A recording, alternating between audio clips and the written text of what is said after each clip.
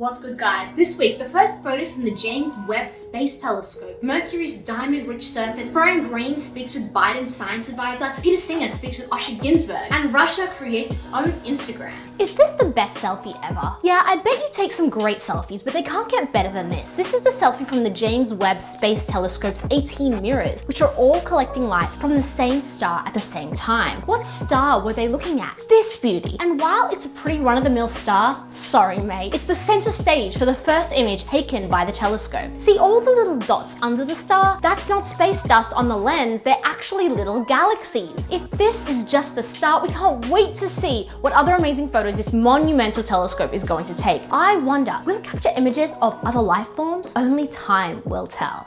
Do you love diamonds? Let's be real, who doesn't? The only thing that could be better than diamonds would be galactic diamonds. Yes, scientists believe that Mercury may be encrusted with diamonds after billions of years of meteorite impact. Planetary scientist Kevin Cannon has made computer simulations which predict that around 1/3 of the planet's crust is rich with a diamond stockpile far larger than Earth's. How'd they come to be? Well, as the saying goes, a diamond is a chunk of coal that did well under pressure, and there's no pressure quite like a meteor impact. Elon, if you're listening to this, don't rush out and start diamond mining on Mercury quite yet, because these are just predictions. The truth as to whether Mercury is like a disco ball will be unveiled in 2025 when the BP Colombo mission reaches Mercury. Until then, this might all just be wishful thinking. Can you be a scientist and a devout Christian? This was one question that came up in a fascinating new conversation between the new science advisor to President Biden, Francis Collins, and our favorite physicist, Brian Greene. The conversation is an insight into how Collins came to be one of the most influential scientists alive today, and how he went from being an atheist to a Christian, when it usually happens the other way around. Brian, on the other hand, is a pretty outspoken atheist. Maybe not Dorko level, but definitely a known atheist. Atheists sometimes get a bad rap for being militant. But in this conversation, you can see how it's possible to have an open discussion about creationism without anyone getting offended. Yes, it's possible. This open discussion and respect for science is something that we're all about at Thinking. If you're the same, come and join our fam. Don't miss the opportunity to come and see Brian Greene speak live in June this year. While it's going to be a pretty nerdy affair, Brian also loves discussing philosophy, art, and culture, so there's going to be something for everyone. Tickets are at that link in our bio.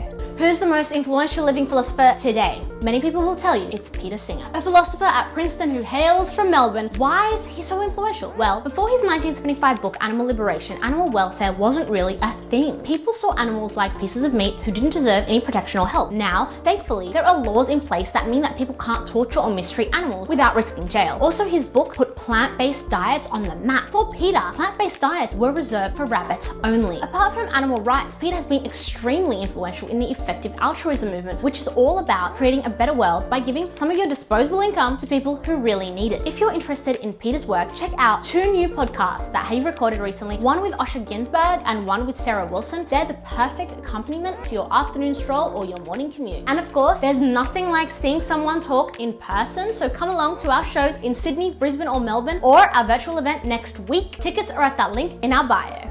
Now is not a great time to be an influencer in Russia. Instagram is the most popular social media app for young Russians, but on Monday, people found themselves unable to use the app, leaving some influencers to search for other sources of income. To be clear, it wasn't Meta who blocked the app from being used in Russia. It was actually a Russian court who banned it for extremist activities after Meta ignored government requests to remove what Russia argues is fake news about its invasion of the Ukraine. While Instagram and Facebook have been blocked, WhatsApp, which is also owned by Meta, is still allowed to operate. Russian tech entrepreneurs are set to launch their own copy of Instagram. It will be called Rosgram and is set to be launched on March 28th. That's all for this week. I will see you this Sunday at our Peter Singer show in Sydney, then in Brisbane on Tuesday and Melbourne on the 3rd. Grab your last minute tickets at that link in our bio. Until then, guys, peace out.